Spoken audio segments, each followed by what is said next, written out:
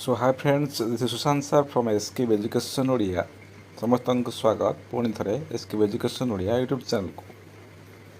ତ ଲାଟେଷ୍ଟ ଖବର ପାଇବା ପାଇଁ ଚାହିଁଲେ ପ୍ରତ୍ୟେକ ଦିନ ଚ୍ୟାନେଲକୁ ଭିଜିଟ୍ କରନ୍ତୁ, ନୋଟିଫିକେସନ୍କୁ ଅନ୍ କରନ୍ତୁ, ନିଶ୍ଚିତ ଭାବେ ଆପଣ ଲାଟେଷ୍ଟ ଖବର ପାଇପାରିବେ। ତ ଏବେ ଖବର ଆସିକି ପହଞ୍ଚିଛି ଆପଣଙ୍କର ଓଡ଼ିଶା ସରକାରଙ୍କ ତରଫରୁ ଗୋଟେ ବଡ଼ ଖବର ଯେ କ'ଣ ସମସ୍ତେ ପାଇବେ 3000 ଟଙ୍କା। ସରକାରଙ୍କ ନୂଆ ଘୋଷଣା। କେମିତି କରିବେ ଆପ୍ଲାଏ, କେମିତି କରିବେ ଆବେଦନ, କେମିତି ପାଇବେ ପଇସା, ସବୁକିଛି ଜଣାଇବି ମୁଁ ଆପଣଙ୍କୁ ଏଇ ଭିଡ଼ିଓରେ। ତ ଭିଡ଼ିଓକୁ ଶେଷ ପର୍ଯ୍ୟନ୍ତ ଦେଖନ୍ତୁ, ଭଲ ଲାଗିଲେ ଲାଇକ୍ କରିବେ, ସେୟାର କରିବେ। ଯଦି ଆପଣଙ୍କୁ ପସନ୍ଦ ଆସୁଛି ତାହେଲେ ଚ୍ୟାନେଲକୁ ସବସ୍କ୍ରାଇବ୍ କରନ୍ତୁ। ଆପଣଙ୍କ ଇଚ୍ଛା, ସବସ୍କ୍ରାଇବ୍ କଲେ ଆପଣ ଜାଣିପାରିବେ, ନ କଲେ ବି କିଛି ଅସୁବିଧା ନାହିଁ।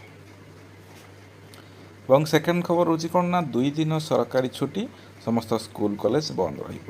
2 ଦିନ ସରକାରୀ ଛୁଟି ଘୋଷଣା କରିଛନ୍ତି ମୁଖ୍ୟମନ୍ତ୍ରୀ ଶ୍ରୀଯୁକ୍ତ ମୋହନ ଚରଣ ମାଝୀ ମହୋଦୟ, ଯିଏକି କହିଛନ୍ତି 2 ଦିନ ସ୍କୁଲ ଛୁଟି ରହିବ।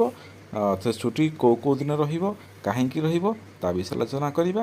ସ୍କୁଲ କଲେଜ ପିଲାମାନଙ୍କ ପାଇଁ ଖୁସି ଖବର ଏବଂ ସରକାରୀ ଅଫିସରଙ୍କ ପାଇଁ ମଧ୍ୟ ଖୁସି ଖବର। ତ ଚାଲନ୍ତୁ ଦେଖିବା ପୁରା ଭିଡ଼ିଓ, ଫୁଲ୍ ନୋଟିଫିକେସନ୍ କ'ଣ ଅଛି, କେମିତି ପାଇବେ 3000 ଟଙ୍କା। ରଥଯାତ୍ରା ଛୁଟି 2 ଦିନ। ସମୀକ୍ଷା ବୈଠକରେ ମୁଖ୍ୟମନ୍ତ୍ରୀ ମୋହନ ମାଝୀ କଲେ ଘୋଷଣା। କ'ଣ କଲେ ନା ରଥଯାତ୍ରା ଛୁଟି ଆପଣଙ୍କର 2 ଦିନ ହେବ। ରଥଯାତ୍ରା ପାଇଁ 2 ଦିନ ଛୁଟି ଘୋଷଣା। ସମୀକ୍ଷା ବୈଠକରେ ଘୋଷଣା କଲେ ମୁଖ୍ୟମନ୍ତ୍ରୀ ମୋହନ ମାଝୀ। ତେଣୁ ମୁଖ୍ୟମନ୍ତ୍ରୀ ଆମର କ'ଣ କରିଛନ୍ତି, ସମୀକ୍ଷା ବୈଠକରେ ଘୋଷଣା କରିଛନ୍ତି ଯେ 2 ଦିନ ଛୁଟି ହେବ। ତୁମେ ତ କହିବ ସାର୍ ରଥଯାତ୍ରା ତ ଗୋଟେ ଦିନ ହୁଏ, ଏଥର କ'ଣ 2 ଦିନ ଛୁଟି ହେଲାଣି? ଆରେ ନାଇଁ ରେ, 2 ଦିନ କାହିଁକି ଛୁଟି ହେଉଛି ନା ଏଥର ରଥଯାତ୍ରା 2 ଦିନ ପଡ଼ୁଛି। କେମିତି ଦେଖ, ବିଧିବଦ୍ଧ ଭାବେ ବିଜ୍ଞପ୍ତି ପ୍ରକାଶ କରିବାକୁ ମୋହନ ମାଝୀଙ୍କ ନିର୍ଦ୍ଦେଶ। ଚଳିତ ଥର ରଥଯାତ୍ରା 2 ଦିନ ଚାଲିବାକୁ ଥିବାରୁ ଛୁଟି ଘୋଷଣା।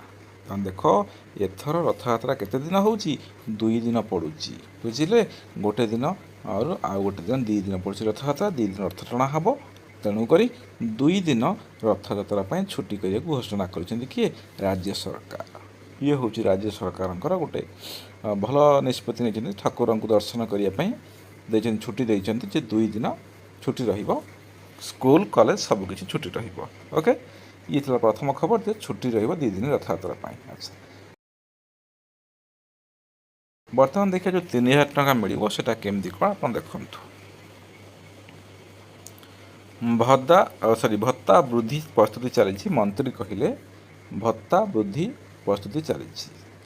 ବୃଦ୍ଧ ବୃଦ୍ଧା ବିଧବା ଦିବ୍ୟାଙ୍ଗ ଭତ୍ତା ବୃଦ୍ଧି ପ୍ରସ୍ତୁତି ଚାଲିଛି କହିଲେ ମନ୍ତ୍ରୀ ସାମାଜିକ ସଶକ୍ତିକରଣ ମନ୍ତ୍ରୀ ନିତ୍ୟାନନ୍ଦ ଗଣ୍ଡଙ୍କ ସୂଚନା। ଯିଏ ବି ଆମର ଗଣଶିକ୍ଷା ମନ୍ତ୍ରୀ ଅଛନ୍ତି, ସେ ସାମାଜିକ ସଶକ୍ତିକରଣ ମନ୍ତ୍ରୀ ବି ଅଛନ୍ତି।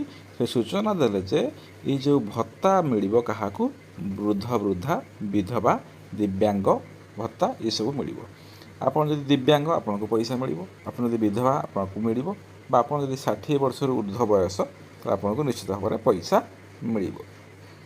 ଅର୍ଥାତ୍ ଏଇଟା କ'ଣ ଭତ୍ତା ଯେଉଁଟା କହୁଛନ୍ତି, ଯେଉଁଟା ଆପଣ କହୁଛନ୍ତି ମଧୁବାବୁ ପେନ୍ସନ୍। ଯେଉଁମାନେ ଆଗରୁ ଆପ୍ଲାଏ କରିଥିଲେ ସେମାନଙ୍କର କିଛି ଆପ୍ଲାଏ କରିବା ଆବଶ୍ୟକ ନାହିଁ। ଯେଉଁମାନେ ଆପ୍ଲାଏ କରିନାହାନ୍ତି 60 ବର୍ଷରୁ ଉର୍ଦ୍ଧ୍ୱ ବା ଦିବ୍ୟାଙ୍ଗ ପିଲା ବା ଆପଣଙ୍କର ବିଧବା ପିଲା, ସେମାନଙ୍କୁ ଭତ୍ତା ନିଶ୍ଚିତ ଭାବରେ ମିଳିବ। ପଚାରିବେ ସାର୍ କେମିତି କ'ଣ ଜାଣିବୁ, କେମିତି ଆପ୍ଲାଏ କରିବୁ? ଯଦି ଆପଣ ଆପ୍ଲାଏ ଭିଡ଼ିଓ ଜାଣିବାକୁ ଚାହୁଁଛନ୍ତି ତାହେଲେ ମୋତେ କମେଣ୍ଟରେ କମେଣ୍ଟ କରନ୍ତୁ।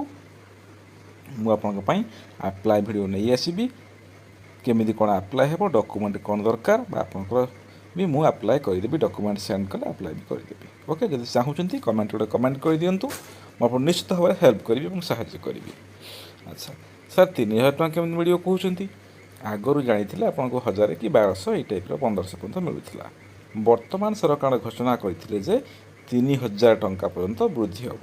ଦେଖନ୍ତୁ ଏଠି ଲେଖା ହେଇଛି ଯେ ଭତ୍ତା 3000କୁ ବୃଦ୍ଧି ନିଷ୍ପତ୍ତି ହୋଇଛି, ସେଥିପାଇଁ ପ୍ରସ୍ତୁତି ଚାଲିଛି। କହୁଛନ୍ତି କ'ଣ ନା ସେଥିପାଇଁ ପ୍ରସ୍ତୁତି ଚାଲିଛି କହିଛନ୍ତି କିଏ, ଆମର ମନ୍ତ୍ରୀ ଦେଖନ୍ତୁ ନିତ୍ୟାନନ୍ଦ ଗଣ୍ଡ ମହୋଦୟ କହିଛନ୍ତି ଯେ 3000 ଟଙ୍କାକୁ ବୃଦ୍ଧି ହେବାକୁ ନିଷ୍ପତ୍ତି ହେଇଛି।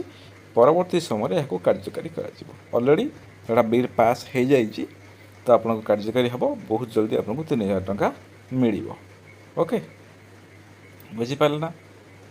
ମାନେ କ'ଣ କହିଲି, ଆପଣ ସମସ୍ତଙ୍କୁ 3,000 ଟଙ୍କା ପାଇବେ।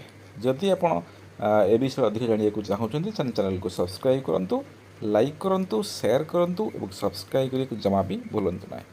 ଯଦି ଆପଣ କିଛି ଅଧିକ ଜାଣିବାକୁ ଚାହୁଁଛନ୍ତି ଏବଂ କିଛି ଡାଉଟ୍ ରହିଯାଉଛି ତାହେଲେ ନିଶ୍ଚିତ ଭାବରେ ମୋତେ କଣ୍ଟାକ୍ଟ କରିପାରିବେ 8596907859।